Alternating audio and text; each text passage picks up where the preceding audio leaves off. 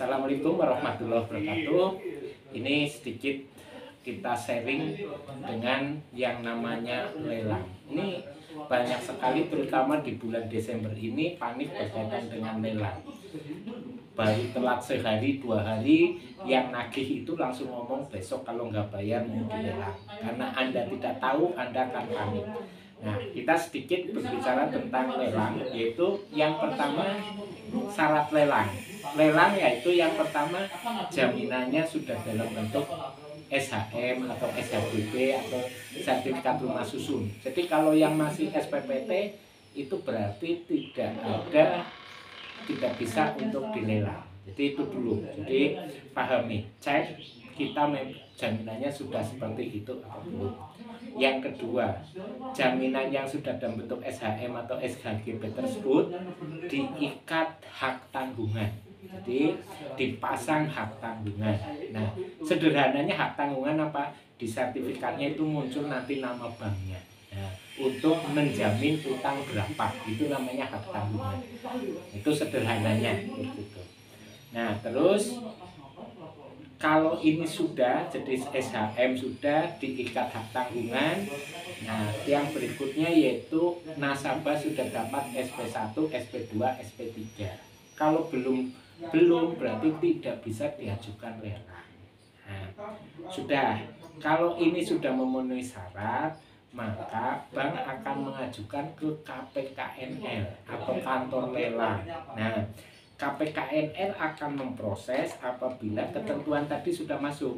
SHM-nya sudah, terus ada SHT atau hak tanggungannya ada, SP-nya sudah, SP1, SP2, SP3 sudah. Nah, nanti dari KPKNL kalau berkas itu sudah akan membuat surat yaitu jadwal lelang.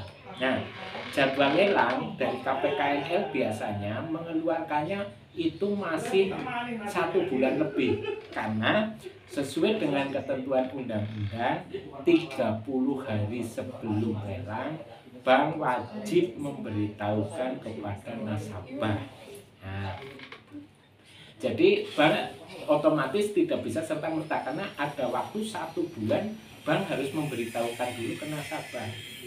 Terus 14 hari sebelum lelang bank wajib mengumumkan lewat media massa, lewat koran, lewat radio, kayak gitu.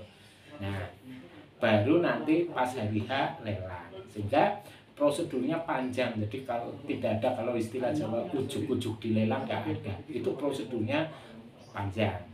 Terus berikutnya, apa yang harus dilakukan apabila kita dilelang?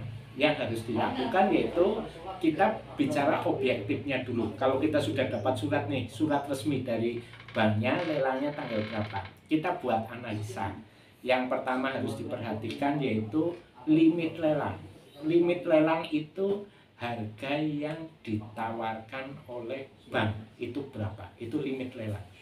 Nah, kita lihat harga wajar jaminan kita berapa. Jadi bank itu tidak akan melelang, misalkan gini, harga wajar 1 miliar, utang kita 200. Bukan berarti lelang langsung di angka 200 juta sesuai utang, tetapi dia akan harga wajar dulu. Setelah harga wajar, baru nanti ditentukan limitnya dari mereka. Nah, kalau limit lelang masih sesuai dengan harga wajar, biarkan saja, karena kemungkinan besar tidak ada pemenang. Nah, kalau limit lelang nanti lelang pertama itu secara umum seringnya itu TAP, tidak ada pemenang. Nah, terus setelah tidak ada pemenang, apa yang harus dilakukan? Bank itu akan lelang berikutnya. Ketentuan lelang kedua itu secara undang-undang paling tidak 14 hari atau 2 pekan mereka bisa mengajukan kembali. Nah, tapi beda bank, beda ketentuan.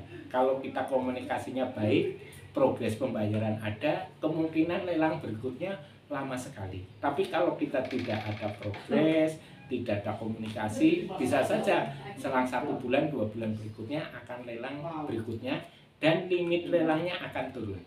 Nah, gitu.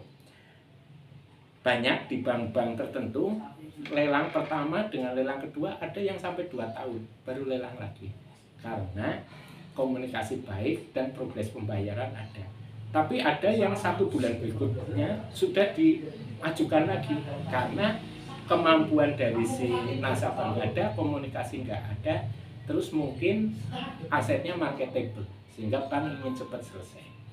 Nah, terus limit lelang nanti akan turun. Nah, biasanya kalau limit lelangnya sudah separuh dari harga wajar, itu pemain lelang sudah pada mulai ikut. Jadi berhati-hati kalau yang limit lelangnya sudah di bawah, ada upaya hukum yaitu bukan. Tapi kalau saya tidak menyarankan, tetapi itu hanya upaya hukum. Jadi itu bisa akan menunda lumayan lama itu. Bisa nanti di pengadilan negeri selama 6-8 bulan, pengadilan tinggi 3-6 bulan, kasasi 2 tahun. Jadi ini bisa nunda sampai 3 tahunan. Tapi ini hanya sebatas ngulur waktu. Karena penyelesaian masalah utang cuma satu, dibayar. Itu saja. Terus berikutnya, apabila ada pemenang lelang, kita masih bisa menuntut hak kita, yaitu dengan cara menggugat. Nah, gugatan itu juga memakan waktu yang cukup lama. Di pengadilan negeri 6-8 bulan, pengadilan tinggi 3-6 bulan, di kasasi di sekitar 2 tahunan. Nah, kalau ini yang terjadi, ini tetap kita nanti akan kalah. Cuma di proses ini fokuslah kita untuk bisa nebusnya, atau carilah solusi dengan pemenang lelang. Misalkan kita minta uang kompensasi yang nominalnya wajar, ini bisa penyelesaian seperti itu.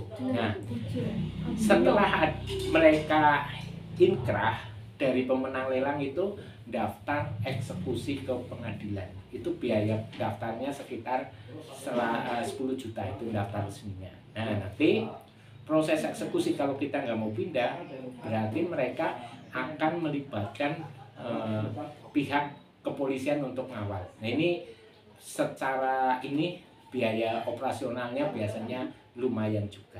Jadi bukan berarti kalau lelang itu langsung secara umum itu bisa langsung dikuasai oleh pemenang lelang. Prosedurnya masih panjang. Tapi saya harapkan Anda semua tidak sampai ke tahap lelang dan Anda sudah bisa melunasi hutang-hutang tersebut. Ini berkaitan gambaran dengan lelang, dari prosedur lelang sampai dengan eksekusi lelang. Semoga bermanfaat, dan bagi Anda yang belum subscribe channel ini, silahkan subscribe channel ini dan bisa di-share kepada teman-teman yang membutuhkan. Khairul kalam, wabillahi taufiq wal hidayah. Wassalamualaikum warahmatullahi wabarakatuh.